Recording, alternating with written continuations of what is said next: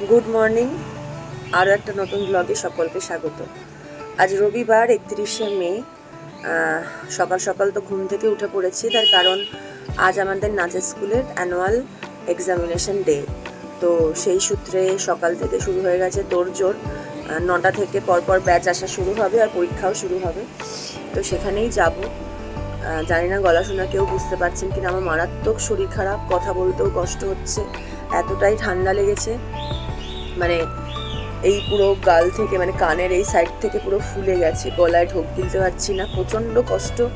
কিন্তু তার মধ্যেও কাজ তো করতেই হবে, কারণ আমার একার শারীরিক অসুস্থতার জন্য এত বড় একটা পরীক্ষা ক্যান্সেল করার কোনো মানেই হয় না।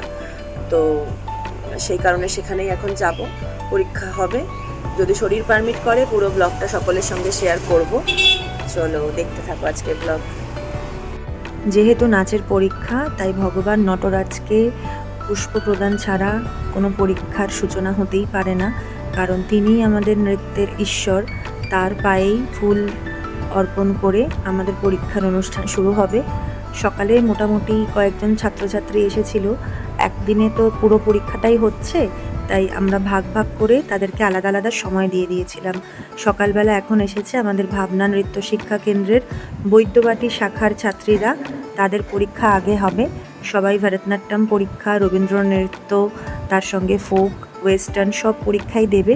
এখন আমাদের যিনি পরীক্ষক, আমাদের প্রদ্যুৎদা, ভগবানের পায়ে মাল্য অর্পণ করে আমাদের পরীক্ষা শুরু হবে। আর এই যে ছাত্রছাত্রীরা রয়েছে তারাও একে একে ঠাকুরের চরণে পুষ্প প্রদান করবে।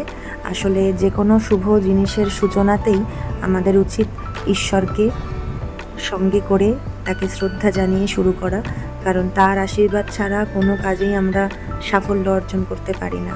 তাই সবসময় আমাদের সঙ্গে যিনি আছেন, যার আশীর্বাদ রয়েছেন, তাকে দিয়েই অনুষ্ঠান শুরু। আর সকাল থেকেই পরীক্ষা শুরু হয়ে গেছে, এটা চলবে পুরো বিকেল অবধি। মাঝে দুপুরে একটুখানি ব্রেক দেওয়া হবে, তার কারণ হচ্ছে প্রচণ্ড গরম, প্রচণ্ড রোদ। বাচ্চাদের টাইমটা তাই জন্য বিকেলে রাখা হয়েছে। অনেকেই অনেক দূর থেকে পরীক্ষা দিতে আসে, তাই সারা দিন ধরেই আজকে পরীক্ষা চলবে। নাচের শুরুতেই ভূমি প্রণাম করে ওদের পরীক্ষা শুরু হলো। কিছুদিন আগেই আমাদের বারুইপাড়া শাখার পরীক্ষা হয়ে গেছে, আর এদিকে আমার এতটাই শরীর খারাপ লাগছে, আমি তো কথাও বলতে পারছি না ঠিক করে। জানি না আমার ভয়েস ওভারে তোমরা সেটা বুঝতে পারছো কি না। তা সত্ত্বেও যেহেতু এটা পরীক্ষা, একটা ভাইটাল দিন, উপস্থিত তোমাকে থাকতেই হবে। এদিকে এখন ভরতনাট্যম পরীক্ষা, রবীন্দ্র নৃত্য সবই মোটামুটি হয়ে গেছে। এখন চলছে লোকনৃত্যের পরীক্ষা, এরপর এরাই আবার ওয়েস্টার্ন পরীক্ষা দেবে।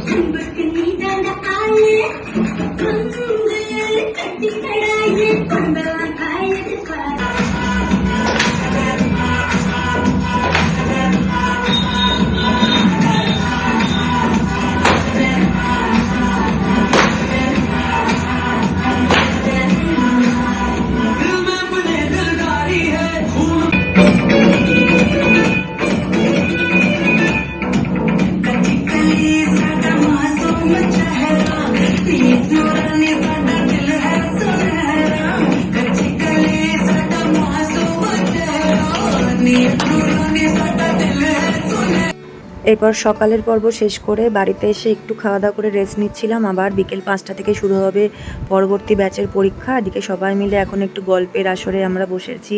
অনেক দিন পর পুরনো মানুষদের সঙ্গে দেখা হলে যেটা হয় আর কি, সবাই একটু রেস্ট নিয়ে আবার চলে গেলাম পরীক্ষা নেওয়ার জন্য।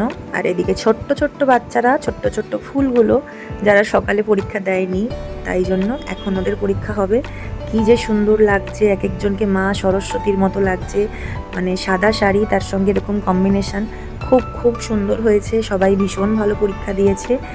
আর এত ছোট বয়সে এত কিছু মুখস্থ করা, এত কিছু মনে রাখা, এটা সব থেকে কঠিন। আর এই যে ছোট বয়স থেকেই ওরা এগুলো শিখছে, এগুলো জেনে বড় হচ্ছে, এটাই কিন্তু ভবিষ্যতে ওদের অনেক দূর এগিয়ে নিয়ে যাবে।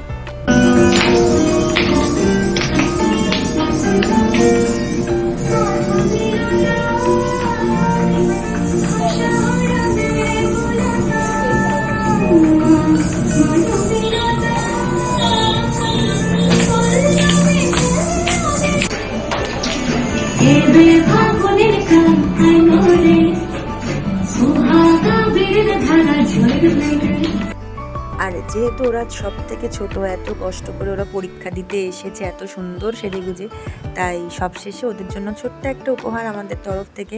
এই চকলেট পেলে যে আমাদেরও কী আনন্দ হতো ছোটোবেলায়, তা তো বলে বোঝানোর নয়। এবার সবশেষে বলি আমার ছোট ছোট মেয়েগুলোর কথা। এই যে যাদেরকে ভিডিওতে এখন সবাই দেখছো, ওদের আমি নিজে হাতে নাচ শেখাই। হ্যাঁ, সত্যি কথা বলতে ব্যস্ততার কারণে প্রত্যেকটা বাচ্চাকে তো আলাদা করে শেখানোর সময় হয় না, তার জন্য আমাদের আলাদা শিক্ষক শিক্ষিকা আছেন। আর ভারতনাট্যমটাই আমাদের মূলত শেখানো হয় ভাবনা নৃত্য শিক্ষা কেন্দ্রে, শাস্ত্রীয় নৃত্যের মধ্যে।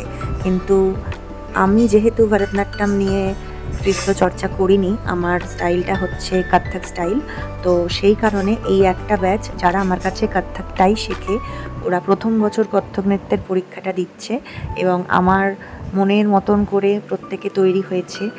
নিজের ছোটোবেলাটায় কোথাও গিয়ে ফিরে গেছিলাম, কারণ বিশেষ করে আমাদের এখানে যত ক্লাস হয়, আমরা স্পেশাল ক্লাস করাই, আমি বা বাপি যেই হই না কেন স্পেশাল ক্লাস করাই, এবং অনুষ্ঠানের জন্য যে নাচ তোলানোর ব্যাপার থাকে সেটা আমরা দেখাশোনা করি।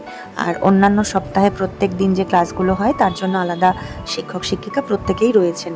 কিন্তু মানে সত্যি কথা বলতে এই একটা ব্যাচ ছোটদের আমি সেরকমভাবে শেখাতে পারি না সময়ের অভাবে, কিন্তু ওদেরকে নিজে হাতে ধরে শেখাই এবং সপ্তাহে একদিন ওদেরকে আমি সময় দিই, আর ওরা আমার কাছে কত্থকটা শেখে। আর এত ভালো পরীক্ষা দিয়েছে, এত বকাঝকার পরেও কালকে এটাই আমার কাছে সবথেকে আনন্দের বিষয় ছিল। প্রত্যেকটা তাল মুখস্থ করা, প্রত্যেকটা পড়া বলতে পারা, সবথেকে বড় কথা এই যে সুন্দর সাজটা, কী যে সুন্দর লাগছিল ওদের সবাইকে, সেটা আমি ওখানে বসে থেকে উপভোগ করছিলাম। আপাতত শেষ হলো এই বছরের মতো পরীক্ষার অনুষ্ঠান। সবাই ভীষণ ভালো পরীক্ষা দিয়েছে, সামনের বছর যেন আরও অনেক ভালো করে পরীক্ষা দেয়, তার জন্য এক বছরের প্রস্তুতি চলবে। আর সামনেই আমাদের অনুষ্ঠান রয়েছে, বিশাল যজ্ঞ, মহাযজ্ঞ, এখন তার জন্য প্রস্তুতি চলছে। 14ই জুন রিষড়া রবীন্দ্র ভবন, ভাবনার বার্ষিক নৃত্যানুষ্ঠান। আরও একবার সকলকে সাদর আমন্ত্রণ জানাই, এই ছোট ছোট বাচ্চাদের নাচ দেখার জন্য তোমাদেরকে আসতেই হবে।